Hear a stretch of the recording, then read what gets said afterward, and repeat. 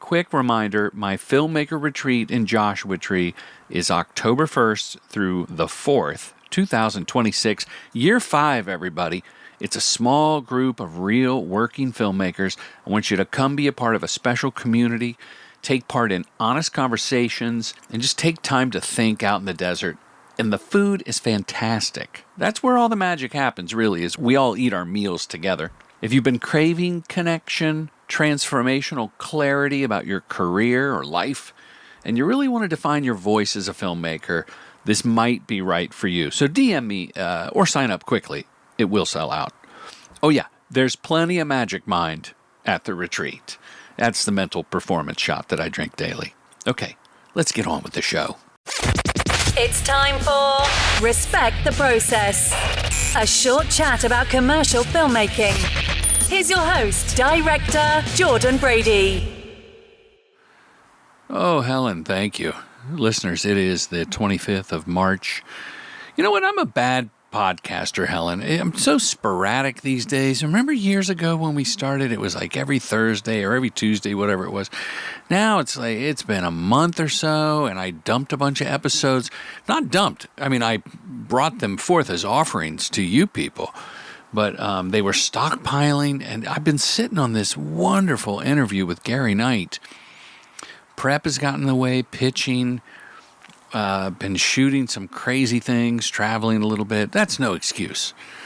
Gary Knight is a fantastic, legendary editor, a partner at Cut+Run. He cuts film, he cuts commercials, Adidas, American Express, all the big brands. And we had a wonderful chat. I'm going to keep the intro short. I will play you a few messages. One from Posh Duo, our new sponsor. You may have seen some of my promos for the Posh Duo hair product. It's a 2-in-1 styling wax stick, Helen, because I'm a creative on the go, and that's what I need. So that's why I love Posh Duo. The Filmmaker Retreat is coming up. I'm going to start pimping that pretty hard because it's year 5. It's going to be super special. I've got discounts if you've done any of my film school courses or boot camp, or you're returning retreat filmmaker that you want to come back. And if you're just broke and you don't have a pot to piss in, you DM me and talk me into some sort of scholarship and I'll help you out. I shouldn't really put that on the podcast, but every year someone reaches out. Don't be shy, filmmakers. I want you there. Okay, cue up the tape with Gary Knight. Enjoy this chat. You're a senior editor, an industry legend, partner at Cut+Run. Yeah. Why would you want to be on my podcast? That's the first question. Right. What the hell do you care about a podcast? I think it's always interesting to share experience and to really, there's a craft of editing I think everyone, needs to know about. Not everyone, but, people. Anyone that gives a damn. Sorry? Anyone that gives a damn. Anyone who gives a damn. I mesome times, it gets taken for granted a lot of times. And I've been doing it a long time now. There's just a lot of experience that you can bring to the table for a lot of projects, I like to share the love on the podcast of editing, really, because it's a great thing to do. Well, I appreciate that. Yeah. Everyone listening right now, not everyone, but many listening right now, are filmmakers interested in commercials. They have to edit their own stuff. They're editors that want to direct. They're directors that hate editing. Editing is so cool. Well, how should I say this? When you're starting out and you want to direct, who's going to edit for that person that doesn't have a reel? So you have to learn to edit. But I think that you fall short because you don't have an objective eye and you don't have the muscle. So you're kind of hurting yourself. How can a director get an editor to cut their stuff? I think primarily it's ask anyone. Ask any editor. They love editing. They would always, personally, I'm always flattered when people say, would you mind? Or, it's like, yeah, of course. It's, it's what I love to do. So I think, asking anyone that you respect, or, anyone whose work you like, or anyone you gravitate towards. And I think it's, look, I think it's quite difficult for people to, like, once you've directed something, to step back from it, especially sort of early days, when you're very precious about every frame, every syllable, you don't want to lose anything. And I think once someone takes the material for you and really starts to show you something slightly different that you maybe not thought of, those ideas start to springboard, and you invariably end up with something that's more polished and professional. Sometimes, it's just a good thing to have someone be objective about your footage. That is the hardest lesson to learn for many of us. I know for me, one of my first, having come from like indie film where I had to edit myself and read the manual for an Avid that I rented from a wedding video guy, it wasn't even it was like the composer. Yes. You know what I mean? It was like an industrial video Avid that I rented to cut an indie film on. Very early days, I was trained as a film editor, so I worked in a company when I was 16. I started off, and that was my training, and my sort of entrance into editing was a very old school film house in Soho in London. Was that in London? Yeah. It was one of the biggest. No child labor laws. You could at 16. No, I mean, I got abused, not like that, but there was definitely £24 a week or whatever it was as a runner, but.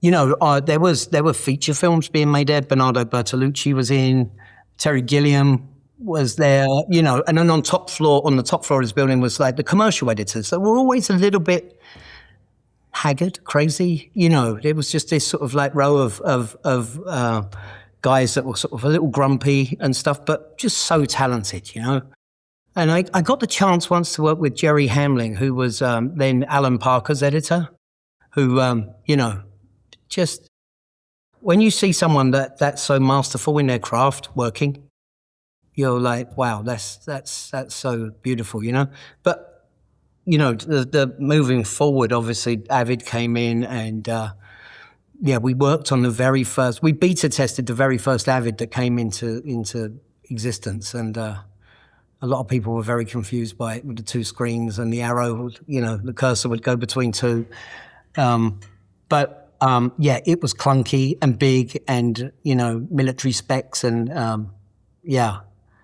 But what a great tool. The back to what you had said about letting another professional creative person take your material and run with it.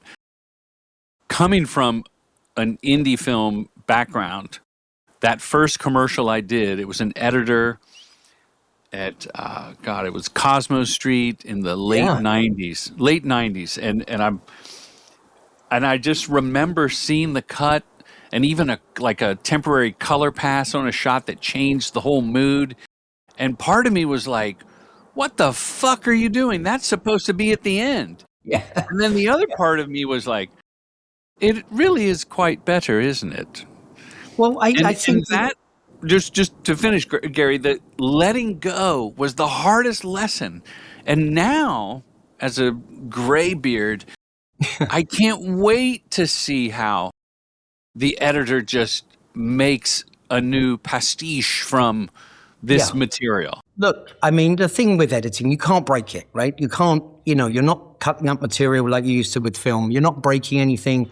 It's all there. You can try infinite ways, of trying things. And why not? If you've got the material there to do it, why not try outlandish ideas? Why not put the end on whatever you want to do, And these happy accidents sometimes make things, brilliant. And I think, for a director to give you his material and have total trust that you're going to not only work the board or, his vision, but also, bring something to the party that you shouldn't, you shouldn't fear that. You should embrace that, because you can always say, yes, no, I like my one. It's okay. But not trying ideas, I don't think is okay. I think everyone needs to really, expand that. Now, I'm going to make an assumption, and you correct me, but when I go to the Cut+Run site and I click on your reel of amazing work, and I'll post something at jordanbrady.com, but I sent my son a spot called Tapestry by Gus Van Sant and yourself. Yes. And it's, I want to say it's for Chase Bank. Yes. Right? Yeah. And it's this lifestyle. So what do you call that style where it's images and a song, very little narration, if any? Yeah. And the agency creatives were had written this song. Well, not written this song. It's I believe an old folk song that they'd reiterated. And working with Gus Van Sant was obviously like, wow. The first time I met him, I was in a complete awe. But he was someone who came and sat on a stool in the corner of the editing room. And I was like, would you like to see the first pass? And he was like, when you're ready. It was very calm, which is nice. That makes you feel a bit, And I showed him some work and he was like, yeah, I like that, and it sort of builds this enthusiasm and this confidence with what you're doing, Yeah, trust. Trust, absolutely, yeah. But that was a great experience, and what a gentleman to work for, really. Well, the couple of reasons I asked that is based on that letting go, from the director's point of view of letting go and watching the editor elevate the work. I was wondering if Gus Van Sant was the kind of person that came in with, oh, it's got to be in this order. I really shot it this way on purpose, blah, blah, blah. He was... We've all got the book, boards, the idea, this is... And first of all, as well, the other thing, trying to get stories into 30 seconds is not sometimes the easiest of tasks. To tell a coherent story, 30, 45, 60 seconds is hard. So, the fact that he's, and he was very like, listen, this is yours, you run with it, just, show me. And that was brilliant, Well, it belies, that spot and a lot of your work belies a theory I have in telling new directors, like, you can't just do a montage, throw a song under it, and think people are going to watch. But I was engaged for the whole minute. Yeah. And then when I go to the Adidas spot, House Party. Yeah, that was... that's just craziness. Yeah. And there's celebrities and pretty people. And again, no narration, no voiceover. It's just a story. It's a music video. Well, yeah, and coming from a music video background, that was an amazing experience, primarily because they shot 7 days. However, 65 hours of however many hours of footage, and no real narrative. The only brief was, it's got to look like the best house party you've ever been to or would want to go to. That was the brief. Yeah, the one you wish you were invited to. Right. Yeah. And the agency stayed out of the edit. I worked with the director, Nima. We spent sort of a month locked in a room just going through. And, he had a clear vision as well of what he wanted. And, we luckily happened upon that music track at the very last minute. We were working with something else. And, again, happy accidents. We put that track on and it just all became cohesive. It became cohesive and just flowed, So... yeah, that was a real experience. Okay, so... They didn't change a frame of that when they saw it. They were like, this is, which was great. Because, you've done a So you said, Gary, like, implying with nonlinear editing and the digital tools, we can try an infinite amount of things. How do you feel about with shrunken timelines? Yeah. Right. With a commercial specifically. Yeah. And the ability to try almost anything. Is there something that's great about the urgency? Or, like you just said, you had a month that allowed more happy accidents to percolate and bubble as you marinated in the process? Like, what's the balance between we've got to turn it around and show the client in 3 days and we've got a month? Like, I've been on jobs where I'm like, God, I wish they had less time to edit. I wish we had less time to prep, script changes, Yeah, I agree. I mean, listen, I think it's a dual-edged sword. I think if you have too much time and you've got a room full of people, a lot of voices, and you're trying different things, sometimes you can water down what you initially have. And I'm a big believer in sort of a gut instinct when you watch something, and if you get an emotion from it, or if it feels right, it feels right. You can't. It's not a specific. Oh, it's the length of that shot. It just feels right. So I think and that comes with experience. I think of putting the brakes on a little bit and saying, well, let's just refer back to what we had earlier. I just want to do a comparison. Just to see that we're not straying away from what everyone reacted to initially. So do you have to play like psychologist? I've been in that editing room with the agency where I'm marveling, just being an impulsive person who will go, no, you can't, that's not the way it's supposed to be. What are you, crazy? We had it right. Whereas you seem very calm and controlled and patient. The shortened timelines are sometimes beneficial because it does lock you into decisive, ideas and not, just faffing around saying ideas for ideas' sake, But because there are some ideas that are just not, you kind of know are not the best. Yeah, I've had to bite my tongue and sometimes haven't gone, that's not one of your best ideas. No, in any phase of production. There's a diplomatic process with everything. And I always find, listen, I know what I know, but, I might be wrong. Let's try it. You may have something in your mind that I'm not seeing, and I like to be proved wrong sometimes. It's, it's nice when you happen across a different way of doing something, Crazy question, Gary. Yeah. Do you watch all the footage? Yeah. Or do you have an assistant pick selects? No, you know what? I watch every bit of footage. And as I've got wiser within this process, I now kind of know the pitfalls of what's coming. You read through a script, that's going to be maybe an issue. So What do you mean? So shots, if it's too happy on that, it might send the wrong sentiments. Varying degrees of performance. Going through stuff that may be a mistake or an outtake that may give you a better look or something. Have that in your selects. Just make a note of it. That's a bit of a backup, and it really helps. That you, rather than turn around, no, we haven't got that. And then someone said, well, can we have a look? And then you go, oh, there it is. Yeah. Oops.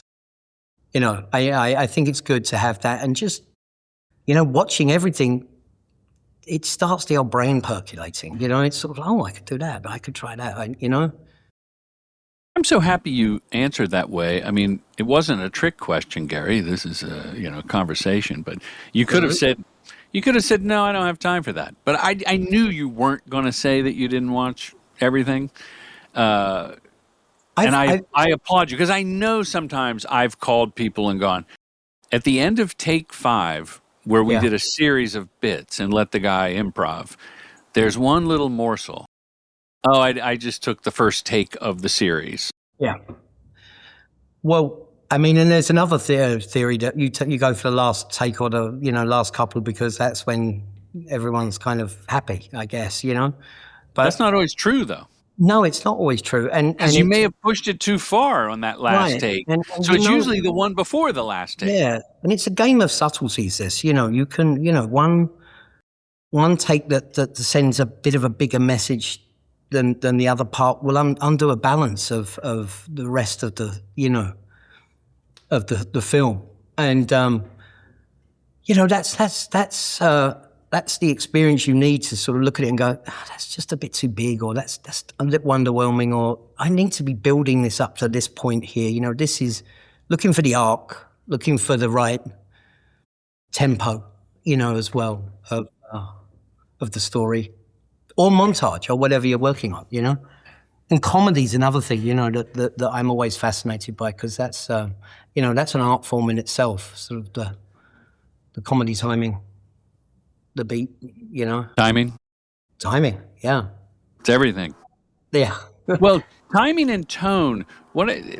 Sometimes as a director doing calls during prep before a shoot, it's usually the clients, and I don't think they need to understand how the sausage is made. That's why they hire you and me, right? But when someone says, like, let's get a big range, we'll get a great range of performance. Yeah. My answer, and hopefully diplomatically, is, well, I think we want a narrow range. So at a certain point, you acquiesce and you're like, okay, we'll do it a little bigger, we'll do it a little this. Yeah. And that's always fun, because then the editor I go, here, Gary, and then Gary finds a consistent tone through the takes. Because you don't want someone like, she's sad, you know, she's sad here, and then she's happy, and then she's sad again at the end of the commercial. Doesn't make sense. No, that's wrong. But also, you know, it's down to taste as well. You know, my taste varies on certain things where I you know, I like sort of slightly more subtle things that you know, rather than big, you know. I like, you know, looking for moments in, you know, and again, going back to selecting little moments, those little happy accidents, those things that you go, oh God, that looks cool. I don't know, it could be a light flare that just hits a certain, there's lots of things that are, you know, lots of variables there. You just hit it on the head here. It comes down to taste. Yeah. I've often said on this podcast that the tools do not equal the talent. But I'm thinking about changing it to tools don't equal taste, because I don't know if you're listening right now, people on Apple Podcasts, or you're watching a clip, but this is an iPhone Director's Edition 15 Pro Max. I'm a few generations old, but with CapCut or Premiere on my phone or whatever, even within Instagram Reels, I can make some pretty sophisticated edits, overlays, even like remove Gary's background and put him in a jungle. Yeah, that flying in space, whatever you want to do. Around. That doesn't mean I have the taste.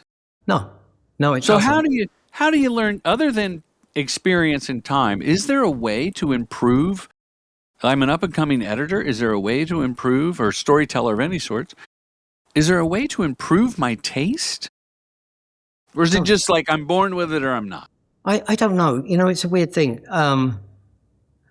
You know, going back, you know, long, so, you know, 90s music videos where everything was shot super cheap, but there was, you know, you had to utilize every bit of footage or develop sort of ways of making things sort of a little different. You know, there wasn't the budgets to, but, you know, I kind of developed an unusual taste for the sort of darker side of things, you know, which I always thought was fun. You mean tonally?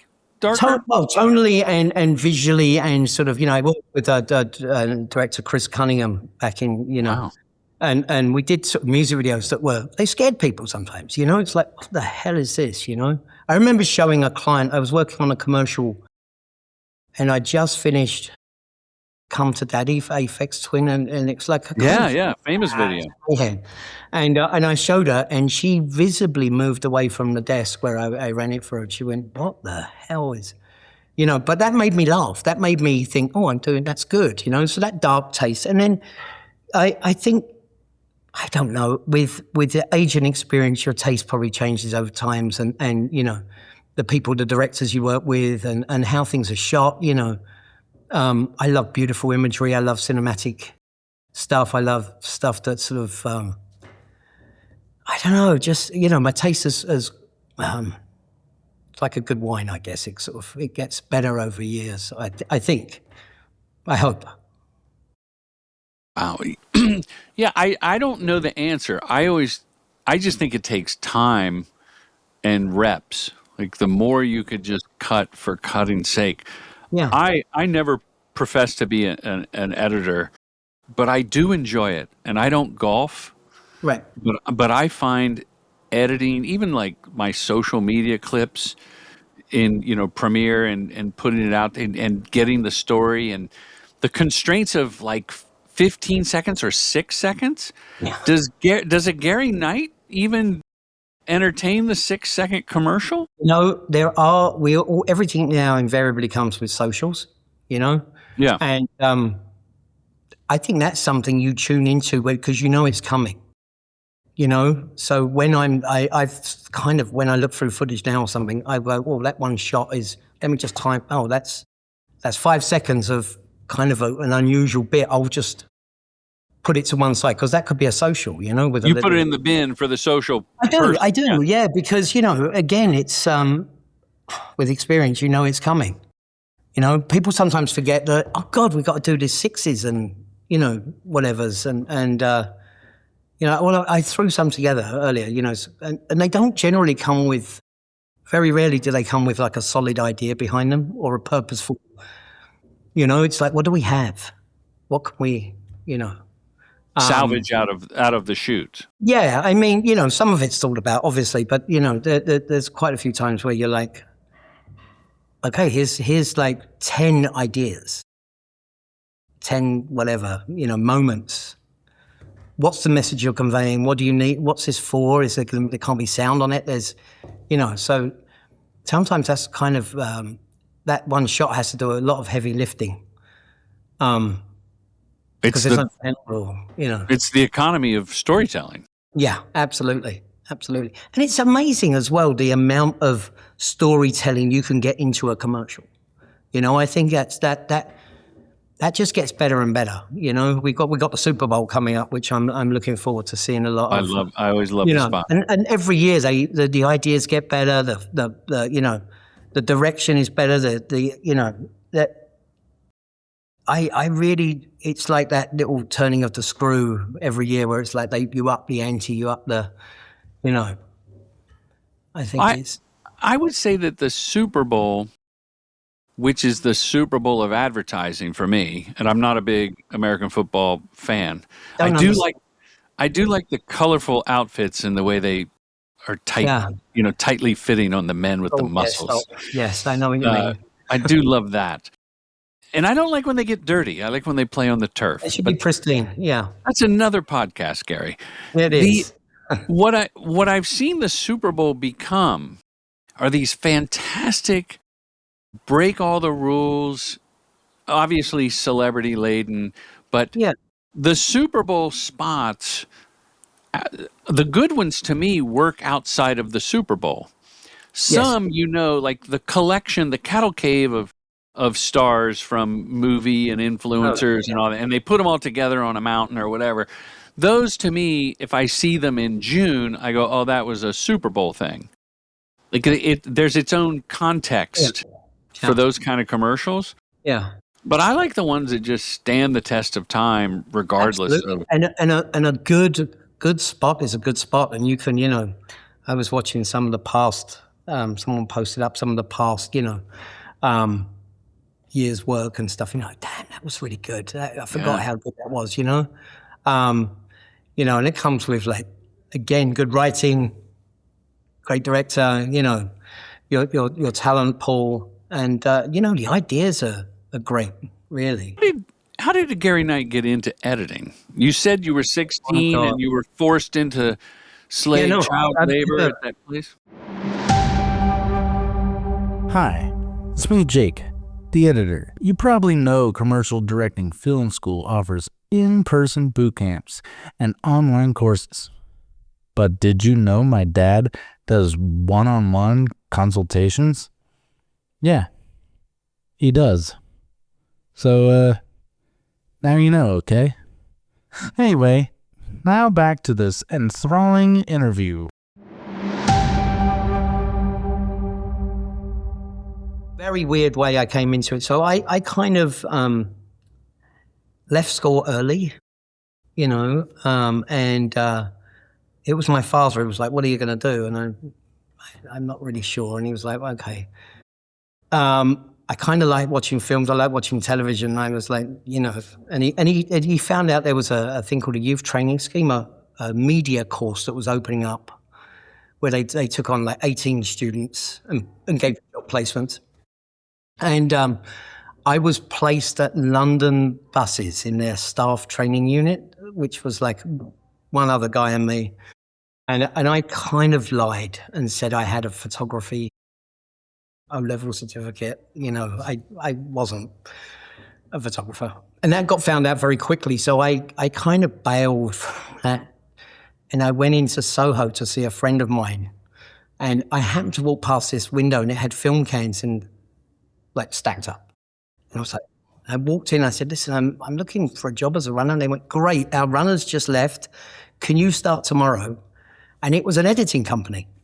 That was it. So I came into this environment like it was like a divine act almost, Sure, it was divine intervention. So and it was amazing. The gods plucked you and put you in this place. They plucked me. They directed me to this, and it was just unbelievable.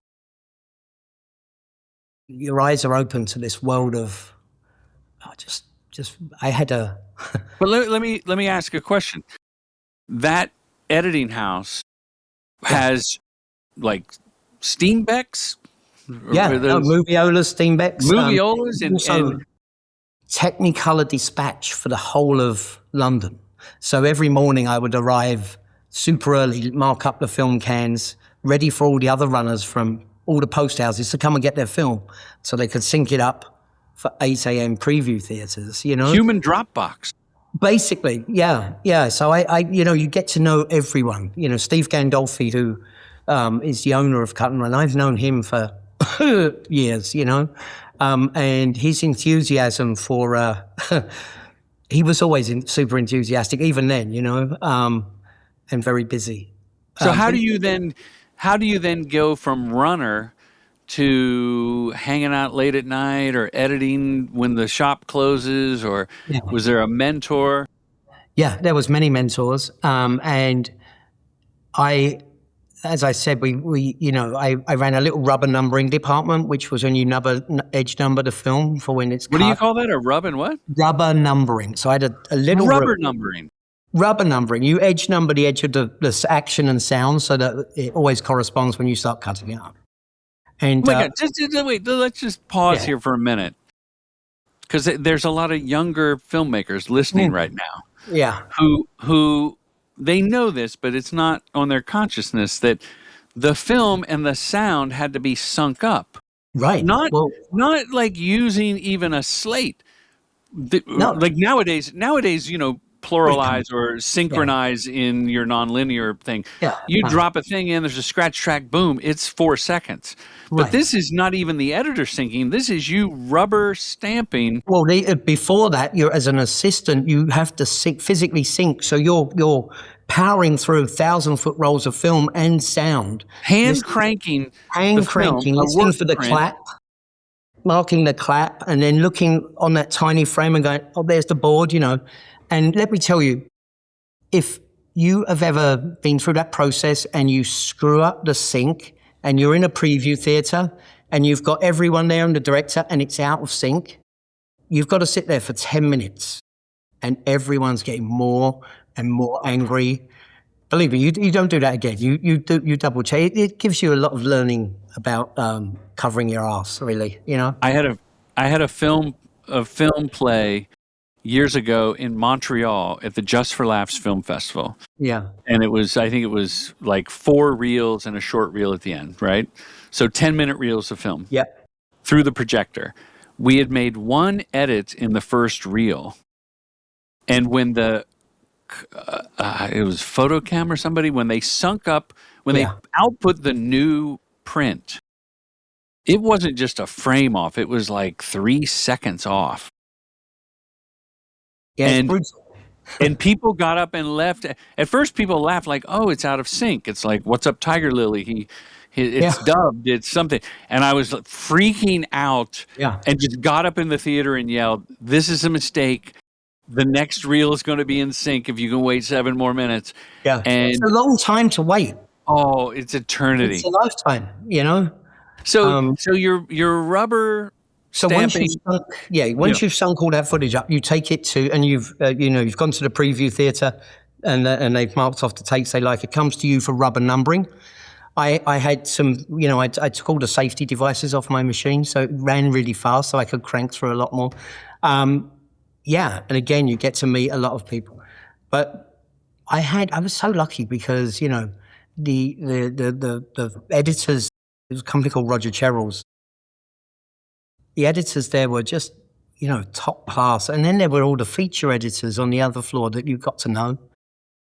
And then in the basement, there was a sound dubbing theater where they did Brazil and, the Time Bandits and all. So you've got all of these like layers that you're going, wow. And everyone's accessible. You can talk to them, and just the sense of, the gratitude of being in that environment and watching it all go is quite amazing. Gary, I have this, I'm smiling because I'm thinking that if you didn't get caught and outed as not a photographer, yeah. Well, yeah.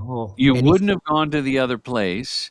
And then you go into this world, and how fortunate that you found your tribe. I found my tribe. And then also, at the same time, I've got a younger brother who's an editor as well. And he was leaving school, and it was like, come here. So we were runners together in the same company, But what was the big break? First of all, your brother's welcome on the podcast anytime. Oh, he's great. Yeah, he does a lot of drama. Larry Knight? Paul Knight. He does Peaky Blinders and stuff like that. But yeah, he's... my goodness. Yeah, fantastic. Yeah. What was the first lucky break when someone said, "Hey kid, hey Gary, put the rubber stamp down, put the rubber marker down, and get over here. I've got to go to a cocktail party. You're going to edit." So I mean, there were a few of them. We did.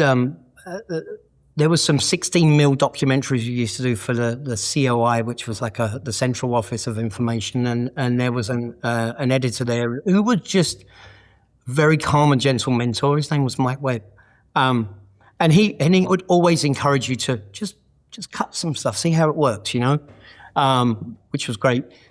Then there was another time when we used to offline edit some stuff, and I sat behind a guy called Phil Elderfield. And we sat for hours just making a non-thing. It was just something with music, and we were just playing around. And it was amazing. And he was listening to my ideas. Now, when someone listens to you and says, "Oh, that's cool," and you watch it happen, that's incredible. You're like, wow, I'm not... It's empowering. It's super empowering. So again, it goes back to trust. Yeah, absolutely. And it helps build this confidence. And then, a few years later on, I was working in a company called James Garrett and Partners, which was back then known as the Ministry of Film. I mean, it was like a lot of big name directors. Literally the Ministry of Film, or that's just... No, it was known as. It was the first ever commercial production company in London or Europe, I want to say. It'd been around forever, and huge list of directors, and there were 2 edit suites at the back of this building. When we worked for everyone, and there was a guy called Matthew Longfellow, who was this young director, and he was working with a young band, an up and coming band, called Blur, and he's like, "Look, do you want to let's just edit stuff, and he would feed me things, and that was brilliant, and there was no. There wasn't high stakes at that time. It was just enjoyable. So you were allowed that time to sort of get into this thing and just like love it, And then we got into the whole Avid thing was really took off, and that was coming from a film background and then going into the digital background. That was like another excited thing. A bit like there's the AI thing happening now. What's that? I haven't heard of that. No, I'm not sure what it stands for. What? Yeah, I don't know what it is. Yeah, but it's an exciting tool. It's a tool. It's another, I don't want to get into that, but anyway, I don't either. I've talked about it so much. I love it. I hate it. I'm pretty good at it. I'm not going to get into it, but it just reminds me at the moment of like that time when people were like, oh my God, these computers. I didn't think it was scary. It was like, oh my God, this is like great. And then I left that job and I went to work at EMI Records with this guy Matt, and we worked on this documentary. And then I came out of there after that and had a little company with another guy, just doing cheap music videos, really, And that was like £100 music videos, just sort of. £100 is $87. What is £100? Yeah, about that. We released our first Avid. It was like inordinate amount of money.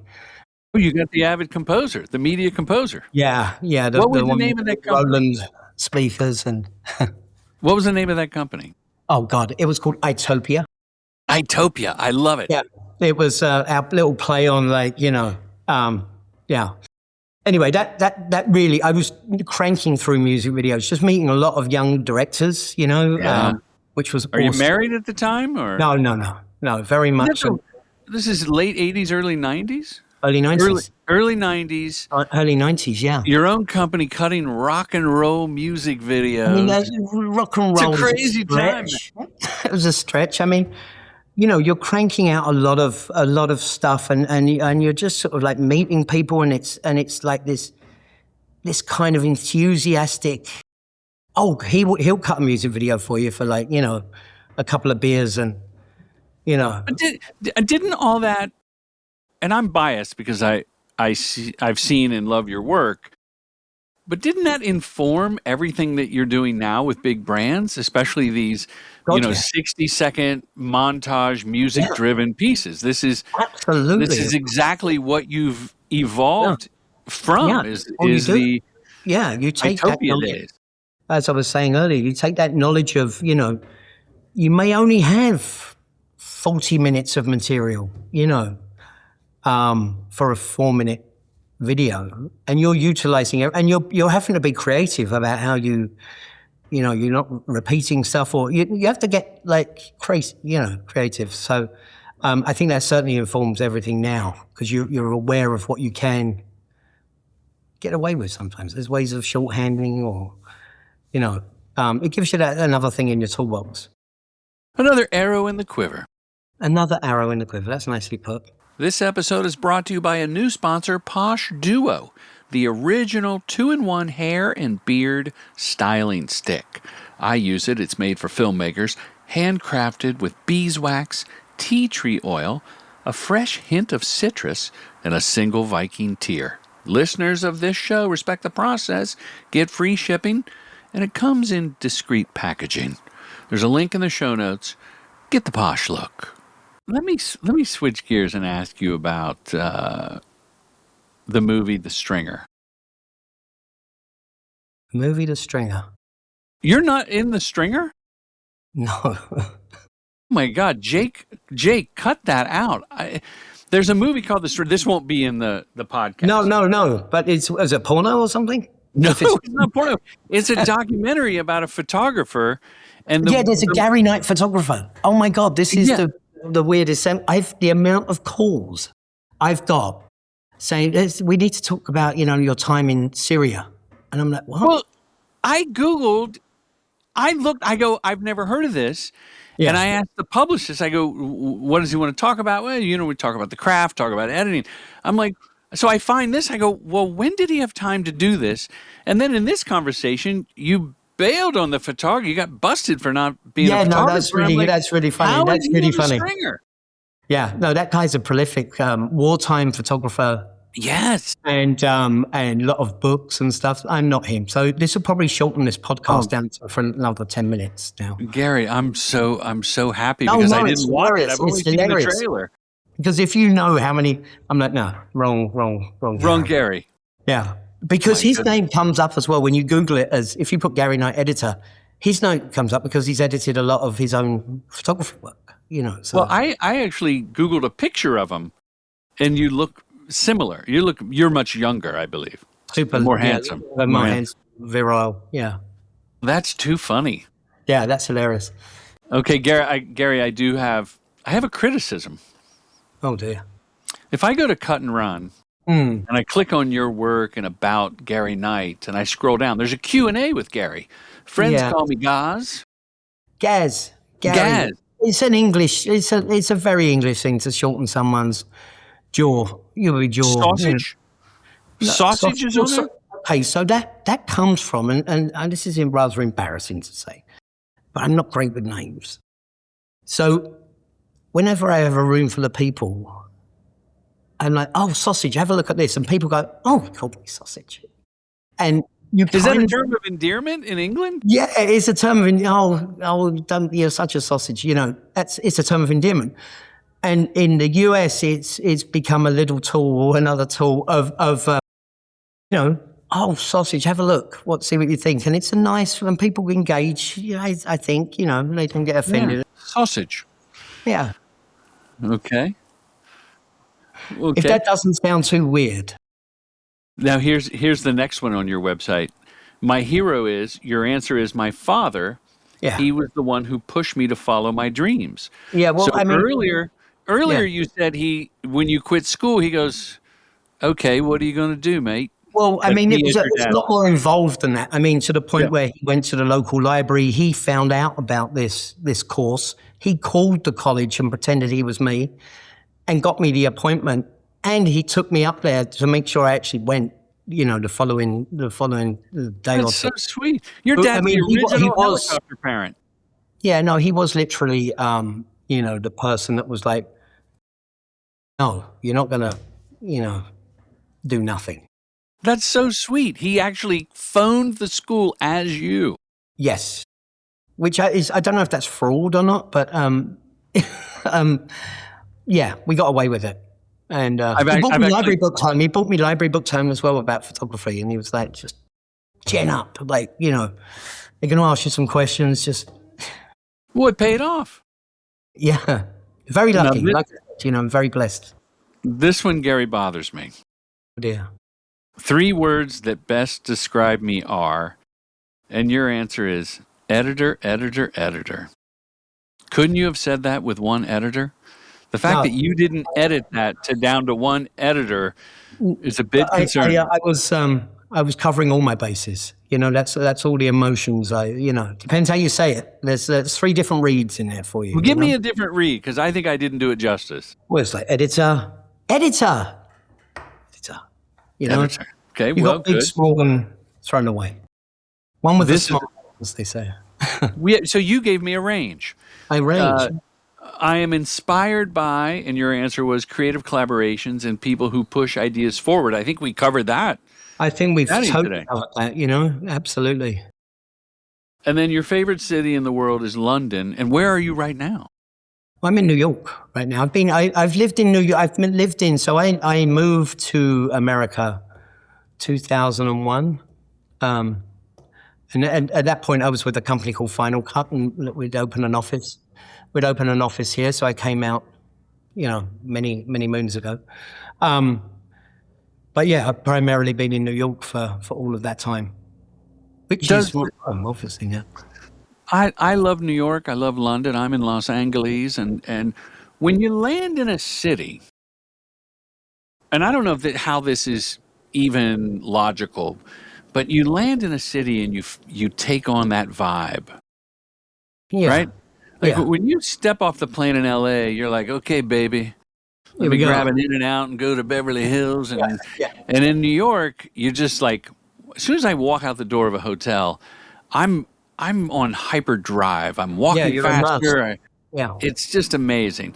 Does that affect the editing? No. The vibe? I'm saying no. In those early days when you can pass too. You can go. Many have said, Jordan, that's a stupid question. I don't think it's a stupid question. Just I don't. Maybe it sort of permeates a bit, and you sort of you adopt some of those. But I mean, you're being surrounded by not English agencies or directors and American stylistic and terms and terminology is always going to, I had to learn early on to curb my swearing and Really? well, just to not be so kind of British sometimes. And not a lot of people my accent was a lot thicker then, so not a lot of people understood. I remember I had an agency and they sat behind me for like 8 hours and I was like, yeah, editing and like very enthusiastic and they left and the producer came up and said, we've not understood a word you've said all day. I have a friend like that. That's funny. Yeah. So what advice do you give someone that wants to get into editing in commercials specifically and aspires to be at the level that you're at? I would say try everything, whatever you could get your hands on, and I think research in terms of what appeals to you stylistically or, floats your boat in a certain way, what you gravitate towards. Drink that stuff up and reach out to people. I think, personally as an editor, if someone sort of said, do you want to come on a podcast? I'm like, oh yeah, thanks. That's flattery. Likewise, if someone reaches out and sort of says, oh mate, I've seen your work. Really? It's nice to hear that. And I think a big proponent of, everyone should try this or have a go at it and, reach out to the people you admire or want to hear, gravitate towards, really. Should they do editors' cuts of commercials or shorts? Yeah, why not? I think throw everything at it, I'm a big one for, sort of back in the day, I would do this thing sometimes where you have a little edit off with your assistant. So you've got everything's on the server, so you can, someone can have an Avid, I can have an Avid, and you sort of play around. You have your couple of hours, I'll have my couple of hours. Let's meet up, just sort of see. And it was always amazing because, first of all, the problems that sometimes happen or when you're putting stuff together and you're like, damn, I haven't got a close-up, or if it's not quite working, they start to see as well and they're like, oh my God, it becomes, you become a little more of a solid team because you've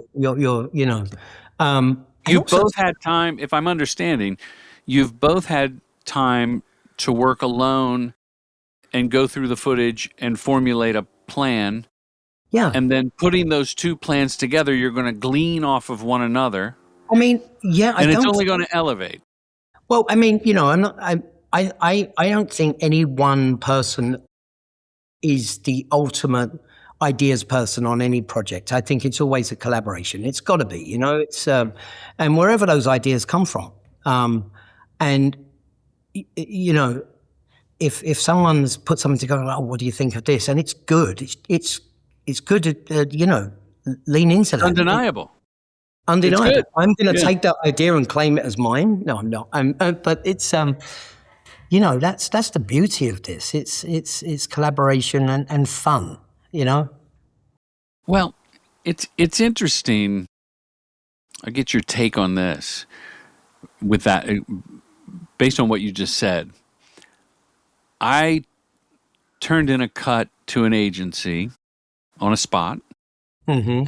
They downloaded it and then stretched a shot by a couple seconds to cover this close-up of a woman that everybody was having a problem with, and then sent it back. And never mind that it disrespects the process of, well, now I have to redo that in the offline so that in the finish we can, that doesn't matter. That's all just, I'm not going to complain, like, sure. But it was a younger person, and I thought, oh, that's from their side, they don't view that as getting in the middle of things. They view it as they're helping. Right. Yeah. Here's my suggestion. Here's my suggestion. Yeah. And at first I was like, hey, whoa, Yeah, don't you touch that. Don't you touch that. Just give me your notes and we'll take care of it. And Yeah. my company packaged the whole Right. production and post and everything. Yeah. And then with AI, which we're not going to talk about, No. I've recently seen even people in the C-suite at the agency, non-creatives at the agency, throw out like an image that they generated in AI based on the art director's image and then the copywriter's image. It seems like the tools, not just AI, which we won't even mention, but even the editing tools are democratized so that everybody can kind of throw a spin on it. And look, I think that's fine. You know, as long as, if you're told the underlying issue of what's the problem here, just, you know, honest, tell me what's going on, you know, not this sort of, oh, we're not really, you know, just be honest. Then I can work on, or we could all work on collaboratively, solutions for that, you know, rather than trying to work out why are we doing this, you know, it just feels off. And you know, you can, I think on experience, you can come up with more creative approaches sometimes than just let's slow this shot down, you know? Yeah, I mean, lean into the experience as much as possible, you know? But don't, you know, that's not to say don't have ideas, obviously. It's just sort of, you're hiring someone with quite a lot of knowledge of how to, you know, craft something. Yes. I have used a similar phrase. Tell me what you want, not necessarily tell me how to do it. No. And look, we'll work on it together, you know, but I often sometimes come across this sort of like this hoarding of the truth, you know, of what's going on, you know, like, just out with it. There's a problem, we can work on it, you know? Well, I think your experience and your maturity and patience will help. Like, I'm now more patient with experiences like that, whereas before I might get all bothered about it. Now it's like, great, let's like you said, maybe there's another way to hide that shot. Why don't we just omit that shot and extend the head on the incoming shot? Would be the same thing and better. Or go back through, there's some selects there's something that might be unusual. You know, there's a lot of different ways of skinning a edit, as it were, you know? Gary, is there anything we didn't cover that you wanted to cover today? I don't think so. You thought I would ask? Anything I didn't ask you thought, I know he's going to ask me about? No, I'm glad. I mean, coming into this sort of, I mean, it's my favorite subject, me. So that's been great. Yeah, same. No, I think it's you know, everything I like to talk about in terms of what I do has been covered, and it's been a real pleasure, you know. And hopefully, you know, if someone's out there and is inspired, that's amazing, you know. Could be the next big editor. Oh, I think this is going to be a very popular episode. When they click on Gary Knight, where should it take them? Instagram, Cut+Run, where? Cut and run. Yeah. Yeah, no, definitely. What is your dream project? My dream project? Oof. I don't know. I mean, every project's different, and I you know, and I've worked on a lot of things that I underestimated or didn't fully value, of how everything's different, you know. You sometimes the smallest thing can just take you away, and you're like, oh, that was fun, right? And sometimes the big ones are, you know, that wasn't as fun. You and I, being in the biz for a while now, how do you bring the passion to every project like that, big or small?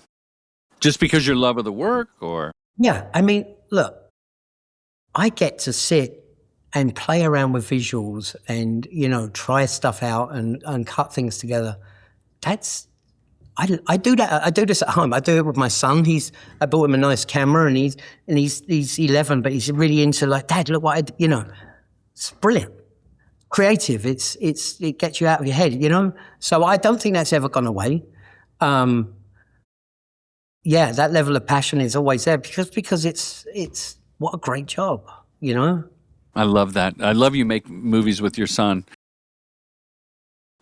One of my sons is a cinematographer, a talented director, and gave him a camera early on. And the rule that he didn't really follow was if you shoot it, you have to watch it.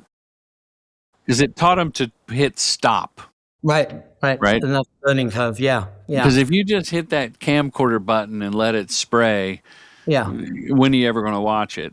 Yeah, which film cameras were always so good, It's sort of, that was a discipline to make you. And I'm so lucky for this podcast. I get to work with my son Jake, who edits this. Oh, hi Jake. Hi Jake.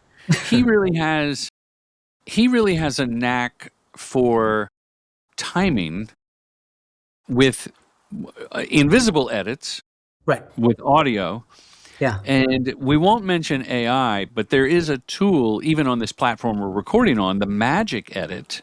Yep. Where it just magically takes out pauses, which I know is a trend. I love the beat, the pause, the breath, the stumbles.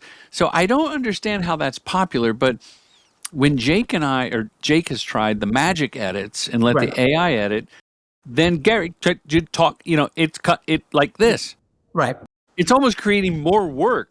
Yeah, no, like I said, these tools, like we use a lot of sound AI tools here as well. Sure. And they're brilliant. I need this track without vocals.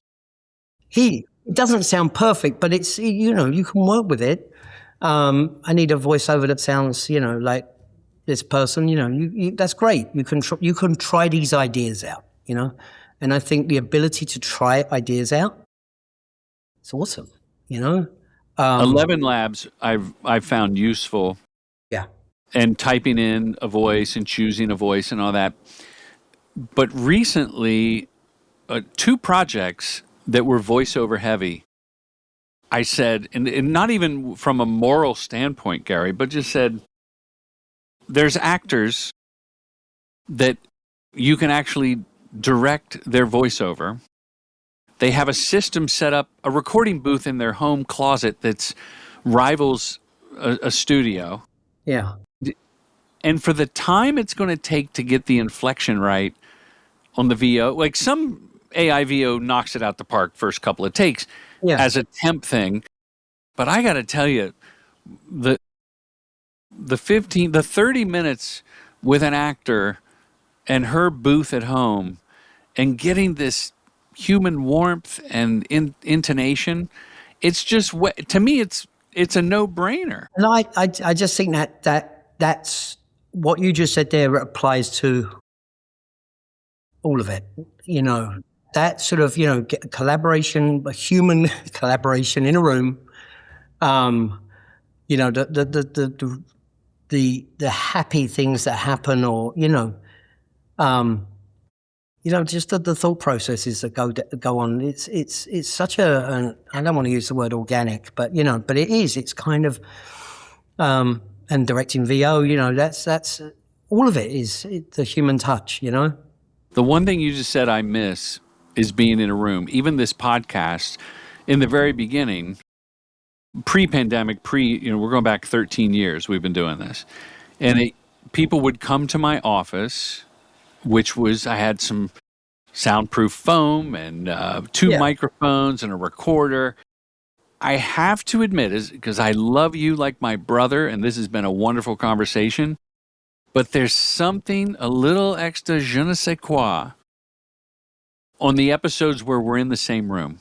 Of course. And I think I've adapted to Zoom a little bit. Yeah, no, I think you're an amazing host there, but I know it's like texting.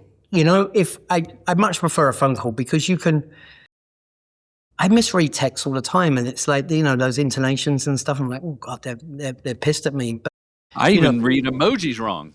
Right? Yeah, exactly. So being in a room with someone, I think you just you pick up on their vibe, their body language. There's electrons, and so transferring that to the edit room, I mean, I'm fortunate that a lot of the agencies will invite me to the edit, which these days is not commonplace for the director to be. Usually you hand off the footage after the shoot, the editor does what she's going to do.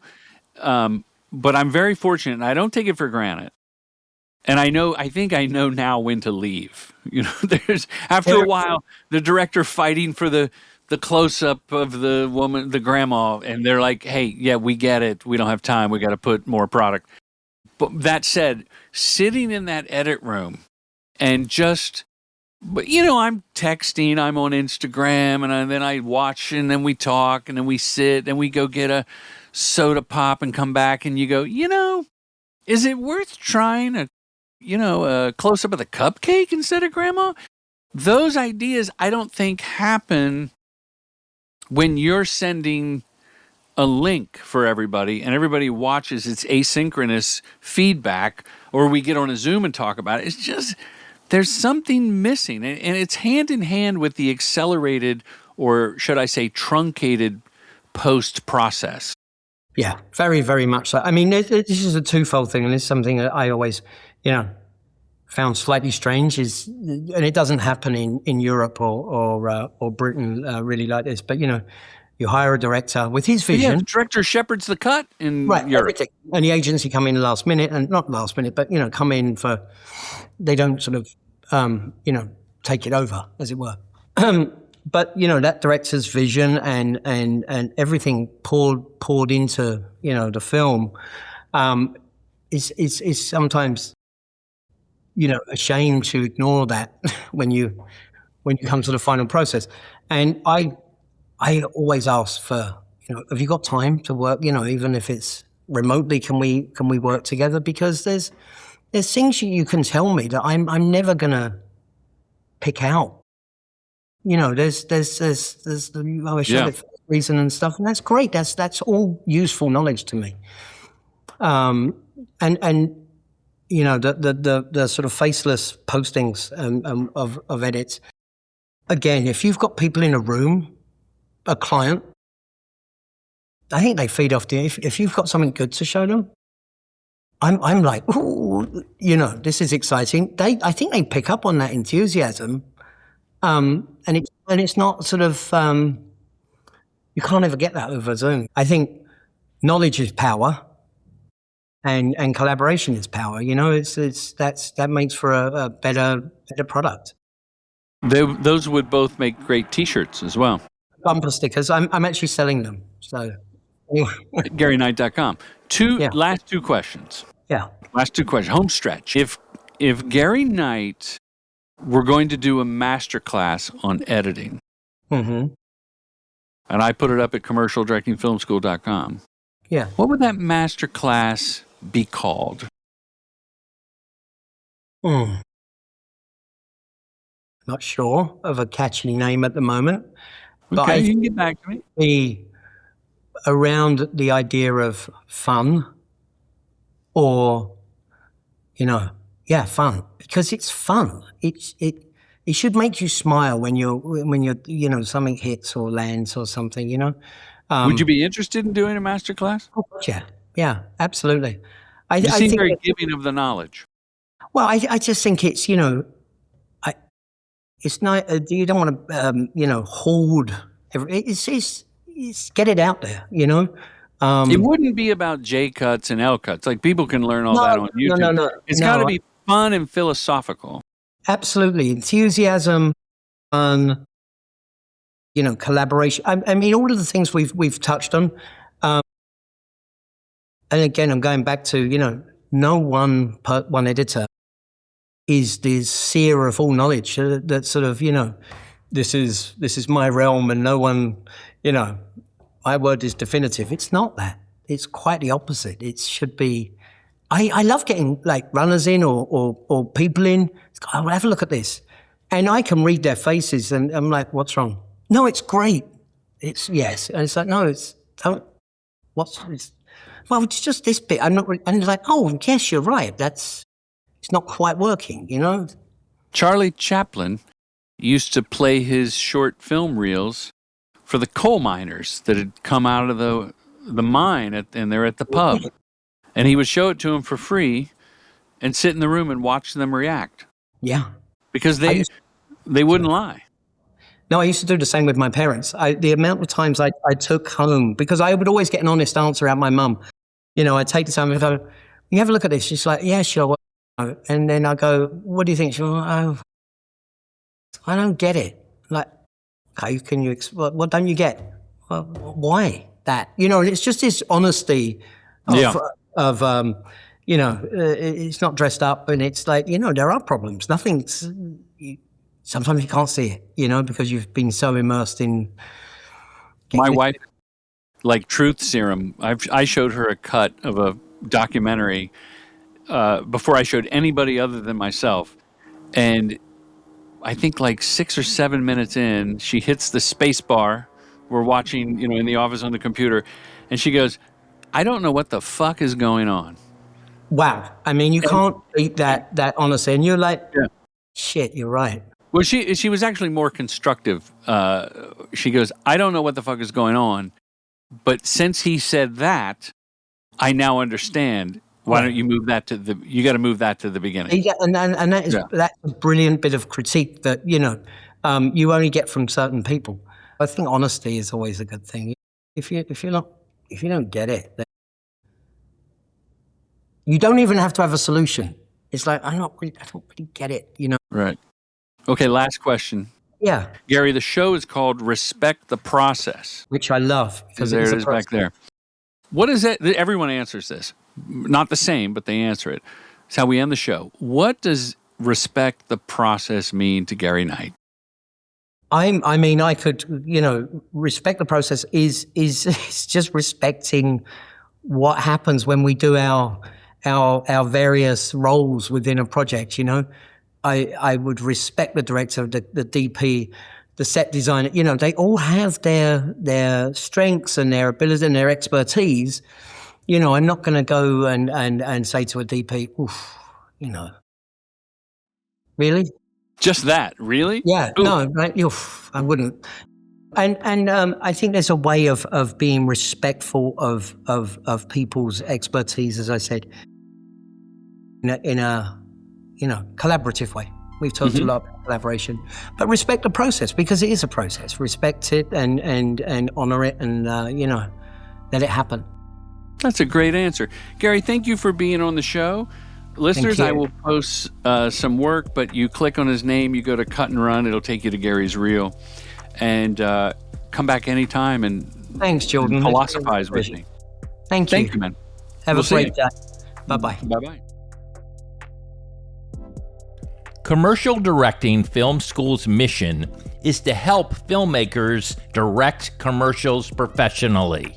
With online courses and in-person boot camps, we demystify the process to get you to the next level, all taught by your accessible mentor, filmmaker Jordan Brady. True Gentleman Industries. We make commercials.